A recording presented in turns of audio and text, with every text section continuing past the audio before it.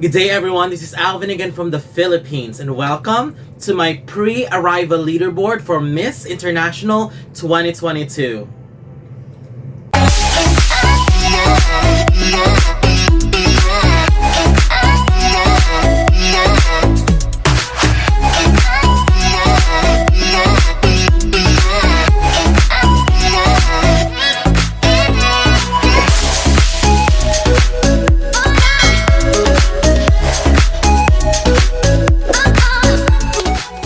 Welcome! So, this is finally happening after 2 years of not conducting the Miss International pageant. We're here. We're finally here. And some of these ladies have waited for 2 years to finally have this moment. And they are already coming to Japan. And some of the candidates are already in there. So, let's talk about my top 15 pre-arrival favorites, although some have already arrived, but still. Here they are in order of my preference as of the moment. Starting with my number 15, Italy. Beatrice de Ronch. I am not sure what you think of Italy, but when I saw her, browsed her photos, and checked more of her in social media, especially in motion, I can see her as a potential surprise. So let's see if she'll truly deliver in the competition and if she's as strong as I think she is. Number 14 goes to France. Maya Albert. France is one of the countries this year that is also sending a super beauty in the competition. Although my issue so far has been her consistency, I am looking forward to see how she'll do once she arrived in Japan, because this is a woman who prepares really well, and I'm really hoping that based on what I've seen before and prior to arrival, I really hope that everything will get better and she will prove me wrong after she arrived and once she started competing. My number 13 goes to Germany. Jasmine Selberg.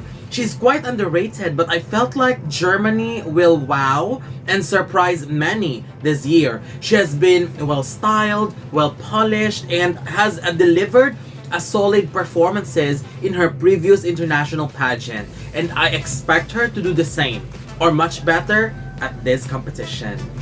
My number 12 goes to Cape Verde. Stephanie Amado. She's my current flag bearer from the African region. The sweetness in her face, the innocence in her beauty, and her overall quality as a contender made me feel like their first participation will give them a good and satisfying result. And I'm also hoping that she will deliver. My number 11 goes to Puerto Rico.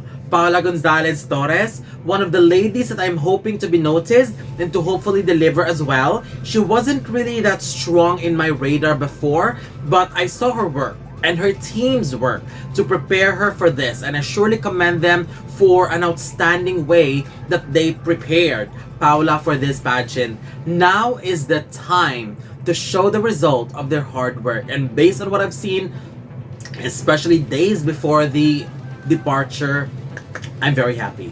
My number 10 goes to Colombia. Natalia Lopez Cardona. I felt like Colombia is speaking at the right moment. I felt her presence much more now, and now that we're about to start the competition, I can definitely see her as one of the potential spoilers for one of the top spots if she continues to stay as impressive as she is right now. Although I don't necessarily see her as a top 5 contender as of the moment, but who knows? Colombia, potential surprise. I saw her in motion recently, her recent post, and I am wowed by it. My number 9 goes to Ecuador. Valeria Gutierrez, one of the potential dark horses in this year, and if you have been following her on social media, especially on Instagram, you'll be impressed by all the updates she's giving. She's definitely giving us that vibe that she is one of the ladies that we need to watch out for this year. She is a stunning contender and has been very, very consistent so far.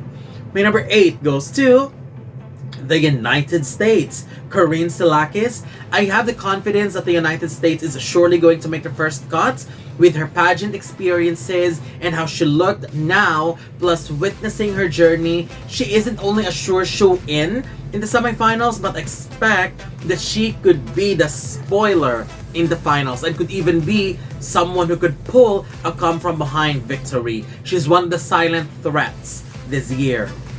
My number 7 goes to Panama. Evis Nicole Snyder. There's just something about Panama that I really, really love, and I am incredibly excited for her to prove me right, that she deserves all the hype that we're giving her. I think her beauty fits the mold of Miss International, and her departure photos, oh my gosh, so beautiful. You need to watch out for her.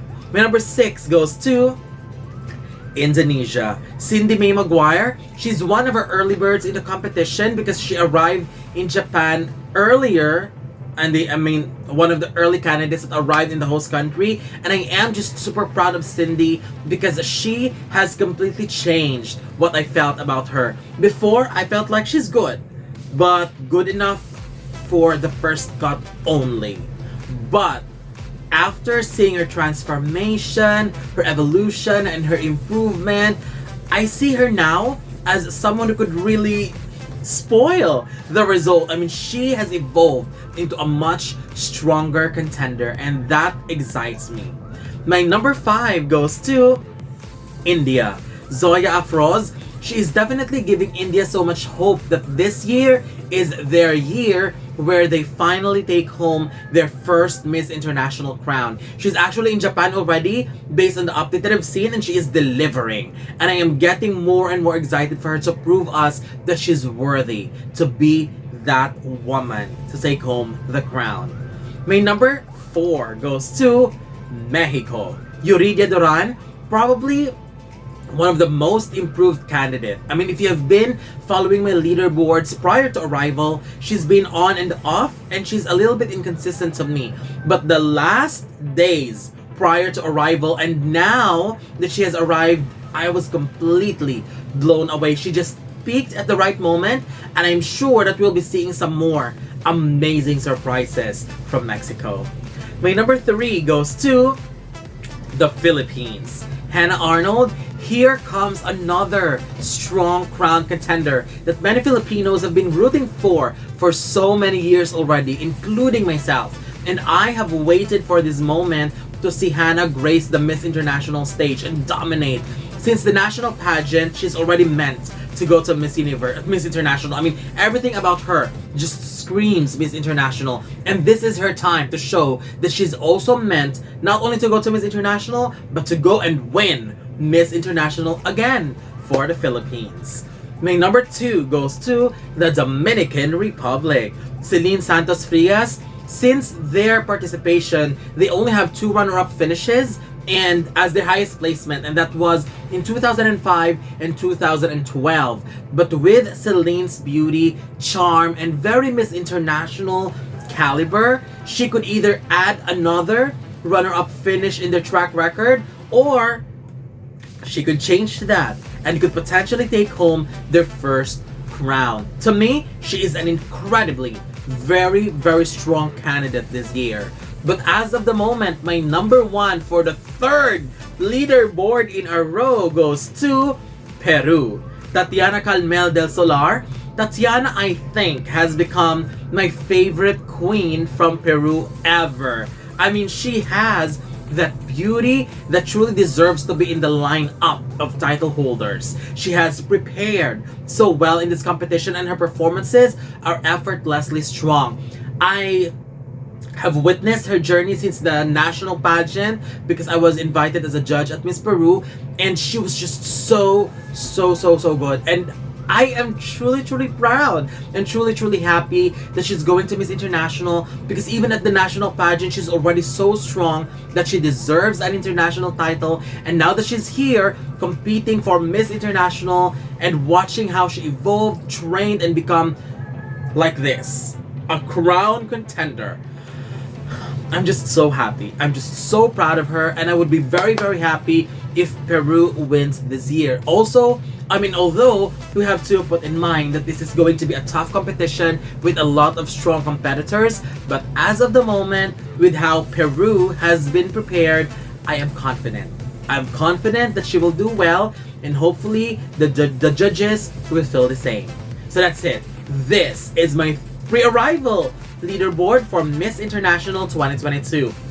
And as usual, I am looking forward to know your thoughts about my ranking and whether your favorites made it on my list or not. So don't forget to leave your comments below. Don't forget to give a thumbs up and share the video as well. And most importantly, don't forget to subscribe because you'll be seeing more of these videos in the future. For now, thank you very much and have a wonderful day from the Philippines.